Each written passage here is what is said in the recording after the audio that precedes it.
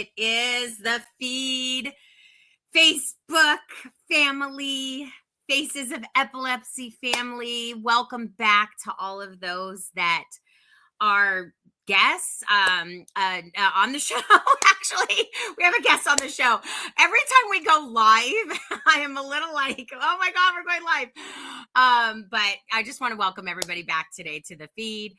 I am Lisa Lopez-Griggs. I'm one of the hosts here at the F.E.E.D at Faces of Epilepsy every day. It's basically a podcast for epileptics and their caretakers. We've noticed that there's been a big bridge that is actually forming between caretakers and those that are epileptics, kind of bridging the gap through creative and collective conversations. We've had over 20 episodes. We're actually on our 27th episode today. I'm so excited. And want to thank our producer, Michael Hall, who's been absolutely amazing. He's actually the really the person that has come up with this idea to do a podcast and do a show called The F.E.E.D for epileptics. And it's just been absolutely amazing. We've covered so many things with regard to mental health and safety, seizure safety in schools, legislation, laws passing. We've covered SUDEP, a lot on SUDEP and those losing their children to epilepsy. We have covered, just the Liberia. We've had, been covering everything going on in Liberia with epilepsy. So it's just been a lot and it's been really amazing. I know that we've got some exciting things still going on. We're still giving away our beanies. So make sure that you're liking, commenting, subscribing, posting, and inviting. There's a way for us to see who's most active in the group, and whoever's the most active, we want to be able to send you a beanie from Love My Melon.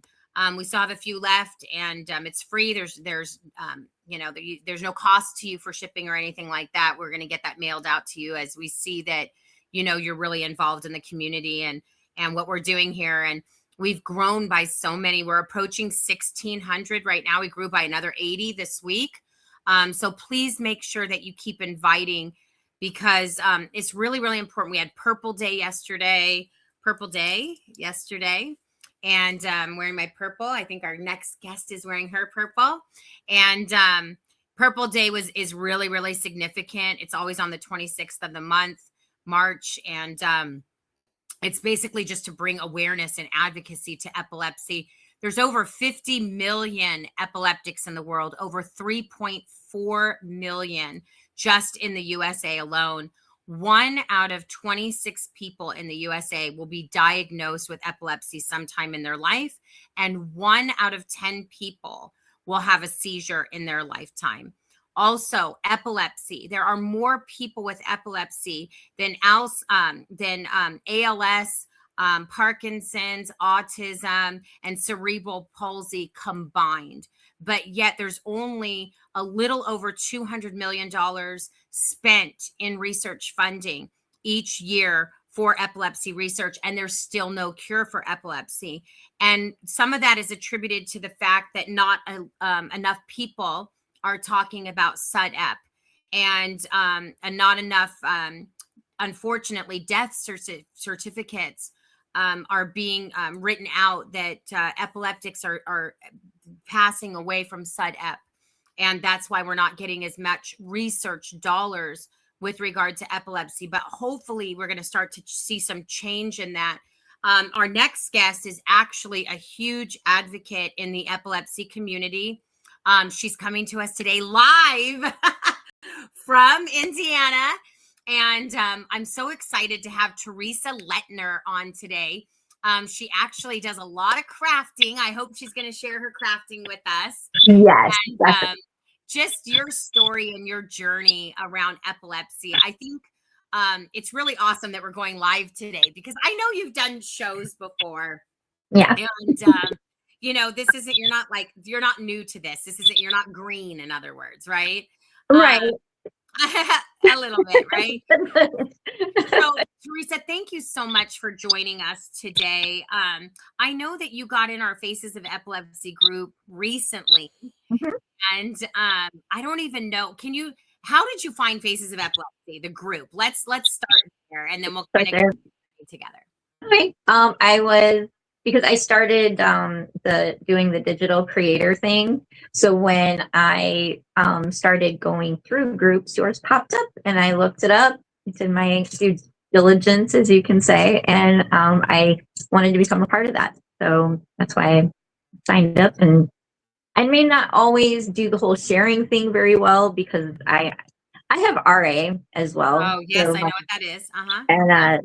so I have a hard time with that with some things. So a lot that's why I do my lives is because it's easier than typing. But I have been talking you up so to a lot of people. So We yeah. love you so much. I know you're always saying that Mike and I are such a great team. I could not do this without Mike.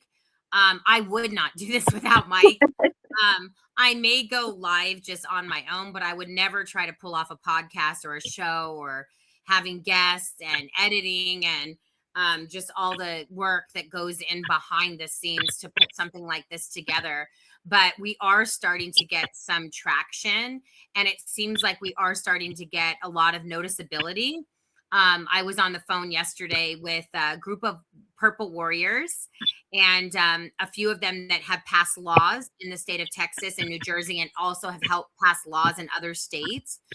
One of them that was actually on the call with us is on the board of the big epilepsy foundation in Nevada. And one of the things that is really awesome is they keep saying that organic content that is created by epileptics or caretakers like ourselves has much more potential within the space of epilepsy, meaning that people like you and I and Mike can bring way more awareness to epilepsy than even the Epilepsy Foundation itself, even with all the millions of dollars that they get donated. And we're not a nonprofit. Yes, Faces of Epilepsy will be a nonprofit eventually soon. But I think the content and just knowing where you're coming from, Terry, that's a big deal. That's a really big deal. And so thank you for just acknowledging that No and problem. wanting to be a part of this and wanting to be on the show with us today. I appreciate you saying that. Absolutely. And the thing because I can relate and I have to do my shout out to a couple of because if it wasn't for them and the first person that I had ever reached out to about just support group, everything is at Brain Ablaze. Mm-hmm. And his team, he does podcasts, he does posts constantly all day. There's all kinds of stuff. I could go on and on and on, but there's him. Check him out. And then Guy W. Stoker, I've mentioned him, and he does Purple Chorus. And I'm a mute. I was in like band and choir and stuff through school, and I feel music differently. Okay, it's like I feel it. I don't know how to explain it, but it sends chills up my spine. I just love music, and so does he. And he takes the world of music and the world of epilepsy, and he brings it together because everybody has a different story. Mm-hmm. And so when you put all that together, it makes a chorus. Mm-hmm. So he has his podcast and stuff too. So I wanted to give a shout out. And I have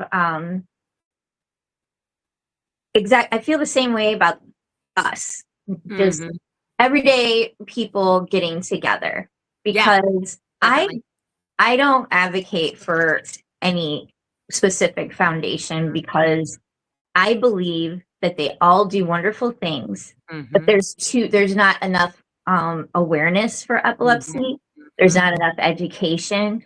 So I don't feel comfortable saying, okay, donate money to this when they don't understand what they're donating for. And that's why I do the Purple Day pop-up once a year. I started it last year. I give everything away. Spread awareness, talk about, and this was the second year. and we get more, and I want that to grow, but I want my community to understand me, not be afraid of me. Be the person that takes control of the situation if you know the signs of a seizure, not just the convulsions, but every other seizure. Or do you want to be the person that is with their eyes open and they're, don't know what to do? So that's what I think about when I do all this. So, and because I want to be a part of the awareness and education, the money will come, when I do decide to do something. I do want to start a young adults with epilepsy program in LaPorte. So that's my goal right now. Awesome. Yeah. So I love hearing that. That's really awesome. I hope that you're able to connect next week, maybe with Heather Marks, because I know she's in Indiana and she saw some of the stuff that you're doing. And I think that's the other thing that's so awesome is being able to kind of like connect the dots of people together and really create community. That's really why Faces of Epilepsy was created. I realized after Judah had passed away, which obviously, Terry, my son's background in music because I post about his drumming ability all the time. Yeah. I think that he also felt music. And it's so beautiful the way you said that, because I'm like, I know I never had conversation with him about it. But even when he picked up the drumsticks when he was like 2 years old, or his hand beats at 2, I mean, he was on the worship team when he was 3 years old. Standing on a chair over top of a bongos. I'm sure that he felt it because he can never really explain it. He just played by ear. It wasn't later until I said, hey, you need drum lessons, and, you start learning how to read music as a drummer, because it's not really common. Like, a lot of drummers don't read music, I don't think. They kind of learn that later in their music careers. But that's awesome that you said that you feel the music, because epileptics tend to be very high creators, tremendously high creators. And we've seen that with a lot of famous people. I mean, famous people like Michael Hall, our producer, who is an epileptic and also highly creative. And so when I hear him say his workload or he's so busy, I hear, yes, he has life to deal with, but I also hear that he is just creating on such a high level all the time, and that the brain just doesn't shut down with that high creativity. Do you experience that just with your own journey and those around you with music? Oh man. On a side note, do you know of musogenic epilepsy or seizures? That is, and I'm pretty sure I pronounced it wrong, but it's when a seizure is triggered by music. Right? Yeah, I can't imagine. I was talking to somebody on one of the support groups because she used to play the violin. And now she can't because that's the sound of music triggers it. Wow. I can't. So this goes into how much I love music, because right now the thought of not ever being able to hear another musical note is making me cry. Yeah. So that is how powerful. Like, when I was in choir and we would do a cappella or chamber, and like the music would just fill the whole auditorium and you could feel it vibrating through you. And that's how I feel it. And so I sang and stuff, but excuse me, my craft, my creativity, I would say, has just recently started with, the ornaments were, my sister came up with the, like, we were just talking about stuff to do epilepsy awareness. She came up with the idea, and so she did. I mean, she designs them. This year I picked out a human head, and she designed it. These are I make seizure flowers. So cool. Because these tell a story, and I think that a lot of people with epilepsy can relate to it, because purple's our color. Yes. And then the silver I splash because it's the actual what's going on in our brain. It's the seizure. And then I put a blue rhinestone for the strength to endure it. So I make those. But I am going to show you, I want to show that before we get any farther, the ornaments. Yes, they're so amazing. Oh my gosh, I love them. All right, these were last year's. And it's Okay, the human I brain. love those. Yeah, those are beautiful. Okay. And on the back, it's Aww. so this set has. That's crazy when you think about that factually. Yep. What does that say? Tell us what that says. Tell the audience what that says. The human brain uses as much electricity as a light bulb. And that's the point of the ornaments, is to put a different fact that some people may not know. Like one of those little fun facts and stuff. And something that's really tangible. It's different from the lanyards. It's different from, it. You can hang it on your tree. You can hang it on. I mean, my son has it on the rear view mirror of his car, and we always put them on the trees. But it's educational. It's just different. So this year, and this was all just fun facts like about research and statistics, was last year. Now this year, she went for a theatrical version, and it's all famous people with epilepsy. So as you saw, we came up with these. So, and we changed. Those are so cool. Yeah, that's the one I saw the other day. Amazing. And so we played around with colors a little bit. And this one says, Disney Channel star Cameron Boyce died at age 20 from a seizure in his sleep due to epilepsy. And you do that because, like you said, not a lot of people understand what SUDEP is.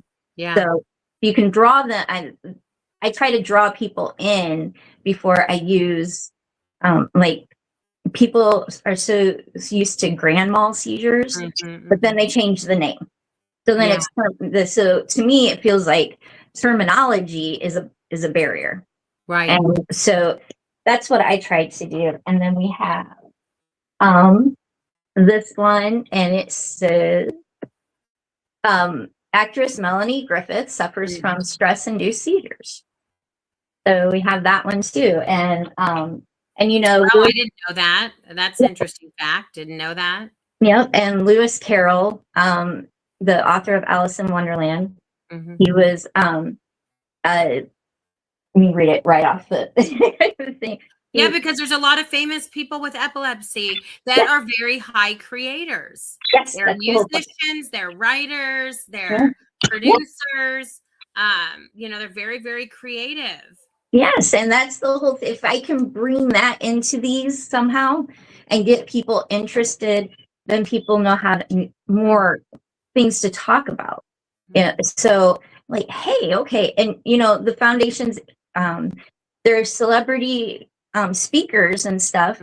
I mean, I have my hope is Samuel L. Jackson.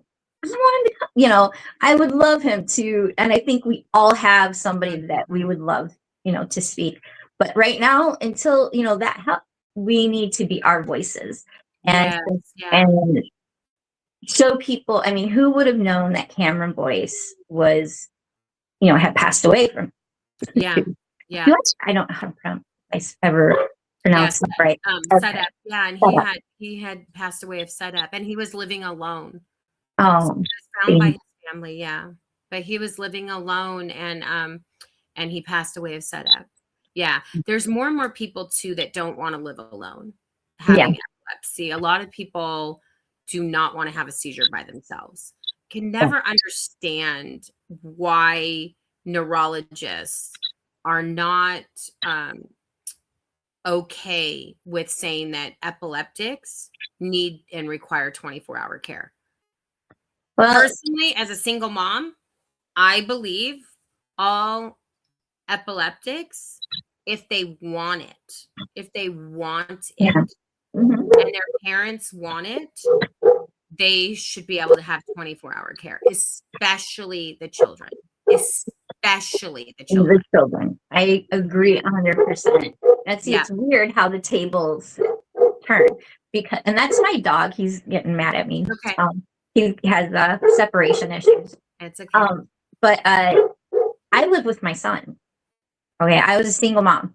and raised my son constantly. It's only been the past few years that I've really started learning more and more about epilepsy and everything. So I'm diving into it. But I live with him and he takes care of me because I was at a nursing home. I was lost like 20 years of memory from Wow. a seizure. And so he goes to work and I'm okay, but he never wants to let me live alone because my seizures have gotten worse as I've gotten older. Mm-hmm. So he's afraid something will happen to me. I don't want to live with my 26-year-old son. Not it's I don't. But right now, since my seizures aren't as controlled as I would like them to be, it's safer. So I Yeah. understand that, and it's definitely for children. I think that there should be more, especially, mother to mother and Yeah. everything. I think that they should help make those nanny cams and stuff a little bit more accessible, Yeah. Mm-hmm. so that I don't know insurance, I know insurance as far as when it's, Mm-hmm. crappy to me, but I don't know the whole grasp of it. But I think that it should be talked about more and put in insurance policies because not having we talk about awareness all the time, and that is to save lives, seizure first aid and everything. So these Yes. Correct. cameras, we have EEGs at home, we have cameras, and insurance pays for those. So why would it be so hard to help, pay for something that could save somebody's life? That's where I see it. That's my opinion on it. So Yeah. There's so much shame around epilepsy and the stigma. So if our audience is listening in and they're asking the question, why is that? Okay. It's because there is so much shame and judgment and stigma still around epilepsy because most people think epilepsy is seizure. It's mhm, one isolated event. We keep saying it over and over and over again. We say it on our shows all the time. Epilepsy, most oftentimes, people think of it as I just had a seizure and I'm back online again. I take my medication. They don't take into consideration all the side effects of epilepsy, right. meaning depression, right? Anxiety, lack Mhm. of sleep, Yep. you know, mood swings. I mean, the list goes on and on and on. Hormonal issues, Yep. there's just so many things that go on with it. And suicide rates. Yeah. Suicide rates in people with epilepsy are 3 times greater Mhm. than those without epilepsy. Mhm. Depression. There are more people misdiagnosed or not diagnosed with depression that actually have epilepsy. And most people that have epilepsy struggle with depression, yet they have never been diagnosed with depression. Right. So, meaning that they're not they're not diagnosed with depression, but they actually have depression Right. because of their epilepsy. So, Exactly. right? And then we know Mhm. like bipolar is a trigger also for seizures and epilepsy. You just heard Terry talk about how music can even be a trigger to seizures. Mhm. There's so many things, but yet it's not just seizures.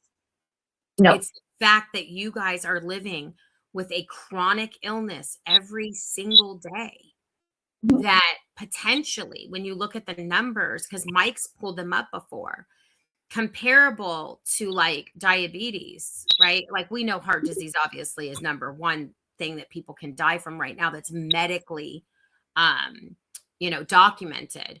But a lot of people pass away of seizures, but it's not documented that they had Right. SUD-EP Mhm. because they weren't diagnosed as an epileptic. Right. So the numbers are not we're not even clear if those numbers are actually accurate about how many people actually pass away of epilepsy. Well, And yeah. it's real That, serious, real serious. yeah. I was told once, when I was when they said I had a doctor, I think one of my neurologists. I moved around a lot, so I've got all different ones. One of them told me that one, epilepsy is so hard to, because it's not tangible. I mean, we can go for an in office EEG and have, do the flashing lights and stuff. We had, and 3-day ambulatory, 7 days, or we go stay in a hospital. But you don't know when that seizure is gonna happen, and that's how they see things, is when they happen. So it makes it, so since it's not tangible, it makes it harder to diagnose. And I'm not well versed on that by any means. There's so many different types of epilepsy that, and even there are the rare types and everything. And I think that that's another thing that a lot of people don't know, is that there's a lot of rare types of epilepsy. Yes. It's not just because, all right, I've been called possessed before. I mean, these things happen. And I was diagnosed when I was 14. So every stage of my life, you have different kind of stigma, you have different stuff like that. Tables get turned. But the number one thing that has been consistent is that people relate possession to seizures. That is a very I did a whole episode on it, but I love history as well, so I can go back and do all that.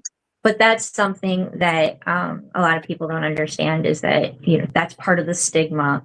It's part of that's just one epilepsy. So all of we are only drawing attention between Hollywood and everything to one type of epilepsy, of seizure, when there's so much more. And so I'm trying to think of ways to attack that, because I'm one of those people that, like, I advocate for epilepsy, and I as much as possible, but I also want people to know that I will support their cause. I'll wear their color, because I think that if we understand each other, get the conversations going, it may sound naive, it may, or whatever, but that's a way that we can spread awareness as well. We understand somebody else in their story, and this is another reason why I love this, because everybody can see different diagnoses. Everybody has a different story. Everybody has friends with a different story. This is perfect. It's you guys. It's real people. Not saying that these are anywhere else is fake, because I know that a lot of people do this, and I've also seen a lot of people who record their seizures and explain them. Striving with Soap is one of them, and she explains it, and that's I think that's the key thing, is that she goes back and she explains it, because it attaches a face and an image to the type of seizures that she's having, and she has different kinds as well. I'm not brave enough to do that. I can't. I mean, it was hard enough to start, because I've always been a social person. But then after 2019, things just got really hard for me. I had to learn how to walk. I had to learn how to talk. I had everything. Wow. So it was hard when you have people that have seen you one way, happy and all that, to go down that.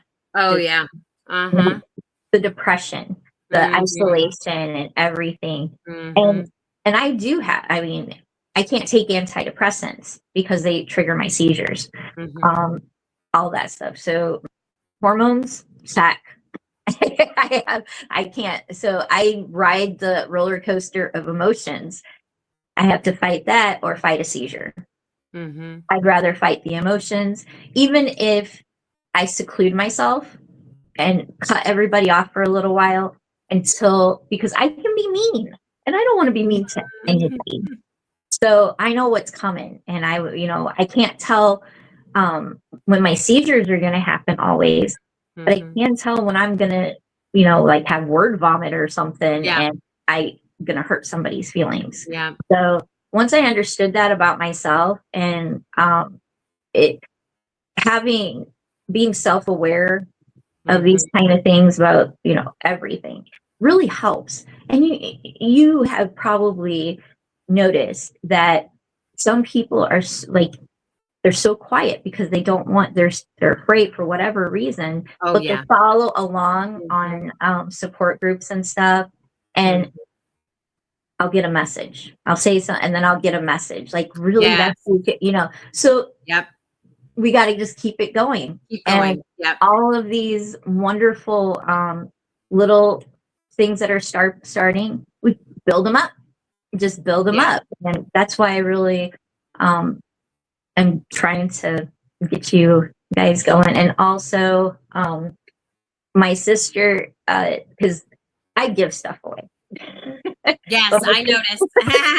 You're a giver. I love Yeah. it. So so what I do, if I make it, like, I'll take donations from it, like when we're out there and stuff, but then Yeah. I just pay for it once a year just to start it all over. My Right. sister, because as soon as you said something about the ornaments, I talked to her and she's like, well, um, if anybody wants them, they're $6 a piece for shipping and hand. Because, like, when I did the video, Mhm. we hand paint them all. So, Yeah, it's so amazing. I was watching, I was looking at all the paint and everything. So make sure that you guys go over to Terry's page, see what she's doing yeah, over there, because she's got some good stuff going on over there, And I mean, people can purchase your ornaments too. I know you give stuff away for free, but if they want to donate, they want to give something, they can contribute for sure. yep, definitely. And And can those ornaments be custom made with anything, children's names on them, people that we want to memorialize, any kind of statements on the back? They can be custom anything, made. So anything. awesome. Yep. Yeah, that's really awesome. So if any of our listeners today, any of the audience is listening in today and you want to have one of these ornaments, please reach out to Terry because they're so beautiful. Or these flowers, all these things can be custom made. They're all handmade. And they're so beautiful. I love that you're doing that. It's really, really beautiful. I am so sorry about this journey with you losing your memory. That seems like that was a really traumatic thing, and having to learn so much over again. Oh, it's really confusing too, because okay, this is going to be, oh, all right. When I came out of it, out of the seizure, I didn't recognize my son. And Sorry. but I remember, I thought my daughter was still alive. My daughter had passed away in 1999. So Mhm. then the thing about losing your memory is that things come back in flashes. Mhm. And so I had reached out to somebody else with who had a memory and asked him, what, 'cause this is now 3 times that I've had to relive my daughter's death. And um, how much of it is the epilepsy or how much is it my brain protecting me? Mhm. Because I can tell you what I wore on the first day of kindergarten. I wore a Mm. lavender jumpsuit, Wow. but I can't tell you um, parts of high school. I can't tell you how I felt when I was diagnosed because I don't even remember the day. I remember, I remember my daughter bits and pieces, so that it's depending on somebody else to tell you what your memories are. You have to be very, very trusting in that person Mhm. because that's their truth of what they saw. Right. So they don't know, nobody knows how you feel except for you. Nobody can tell me how I felt that Mhm. day or Yeah. anything Yeah. except for me. And those memories are gone. Yeah. So I rely on pictures, Yes, with I was just about to say that. Yeah. Document document, everything. black Mhm. and white. Yeah.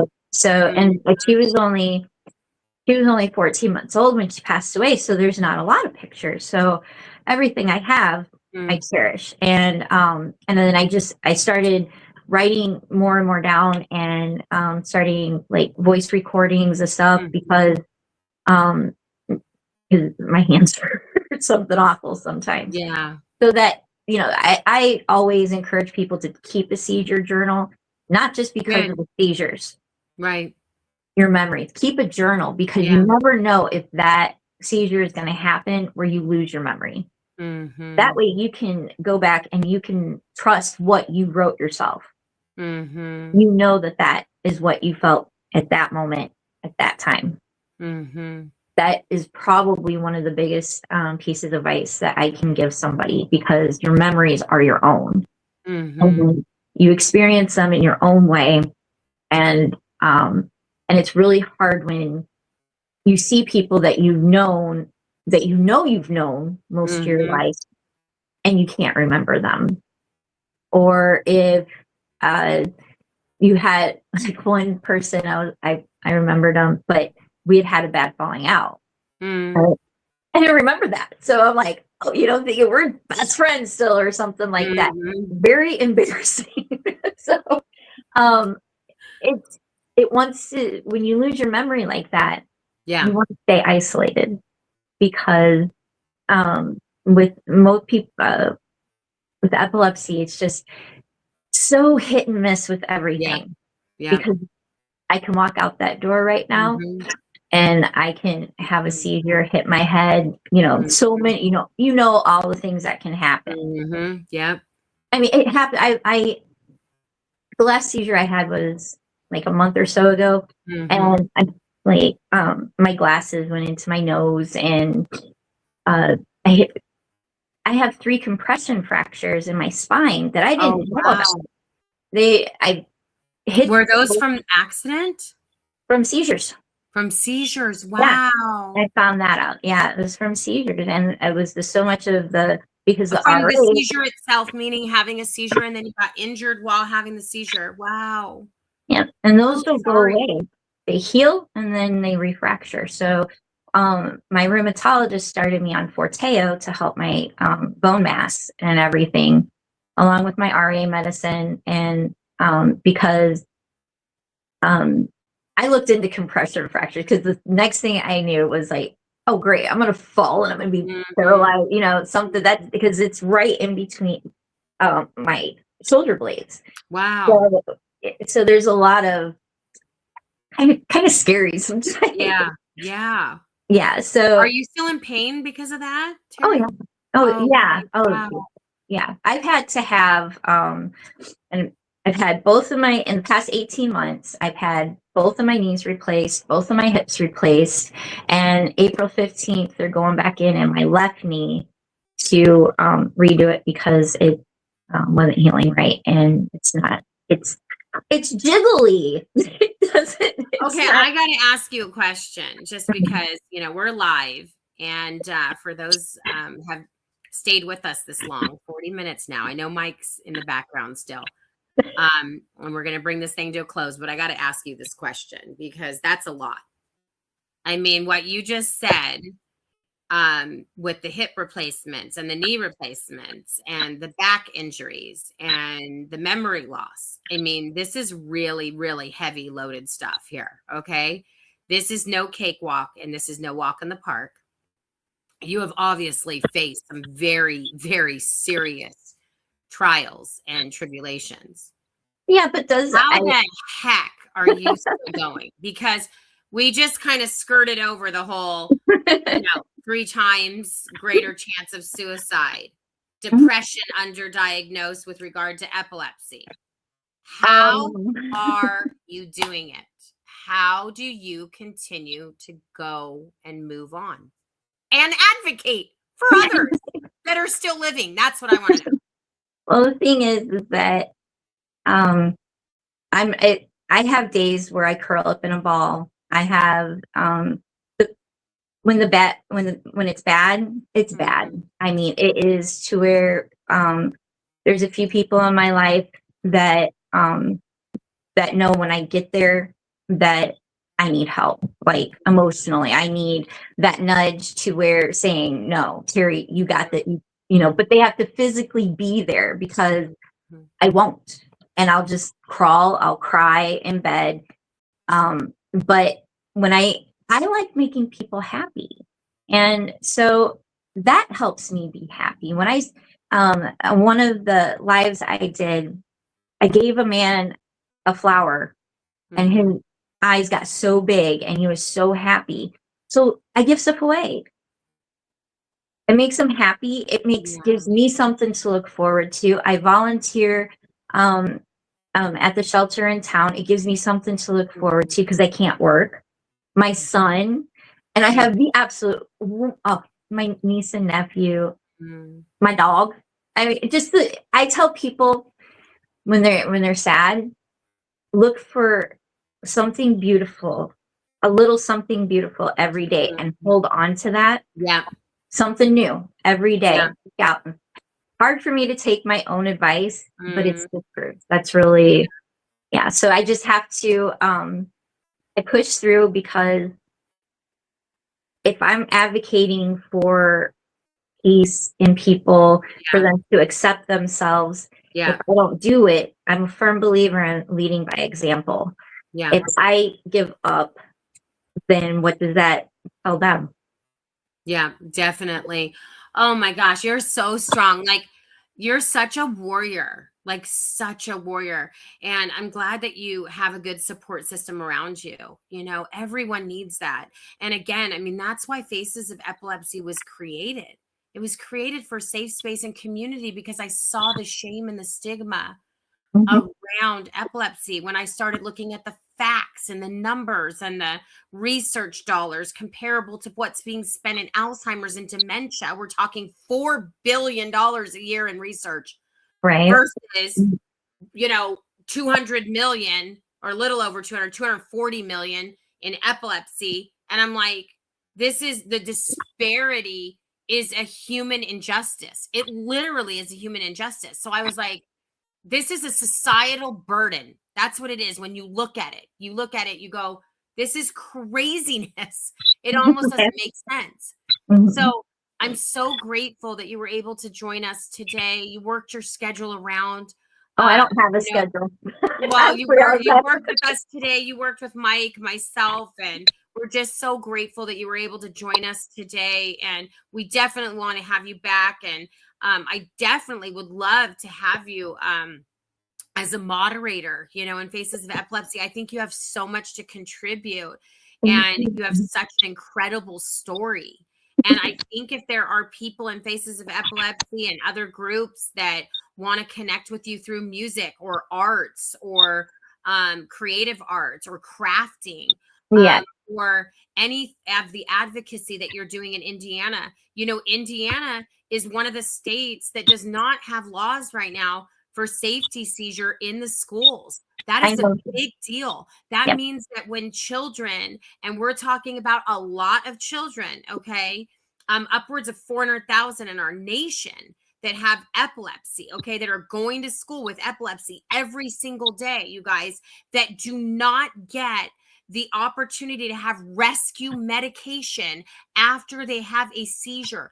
That is huge, just that piece alone. Not to mention the fact that teachers are not trained properly in what to do. I have chills all over my body if a student has a seizure, and students don't know what to do and don't know the aftermath that is created after someone has a seizure, how exhausted they are, how out of sorts they are, how they might have another breakthrough seizure. I know my son used to have a seizure and then have a breakthrough seizure right after, almost like earthquakes, So Indiana, you being there in that state, there is a lot of work that still needs to be done there with legislation. And I really hope that you're able to connect with Heather Marks.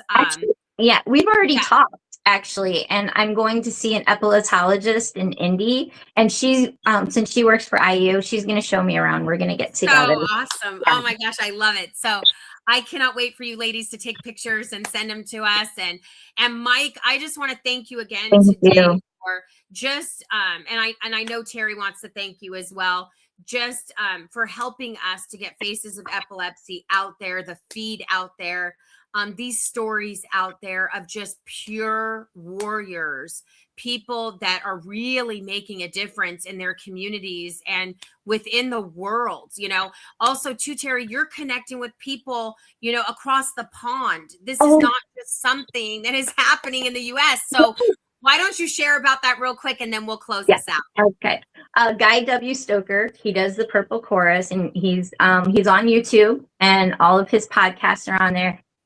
He's magnificent things. He's been interviewed by the Hidden Truth Project, which is for they have a certain amount of shows across the United States, and it's for people with epilepsy, artwork, music, all kind. And they have an exhibit in Chicago that I'm hoping I get to go see next year. But he was interviewed by them. He's got all kinds of letters behind his name. He's amazing. So, awesome. We'll have to have him on the show. Maybe you could help us set that up. I would love to. He's probably, I'm going to text him when I'm done with this. He sent me, I was going to have a bone scan, and he knew I was kind of, worried about it a bit. Mm-hmm. And he sent me roses, and I was coming in the house, and my sister said, like a crush. I'm just married to a great guy. He got me a bear.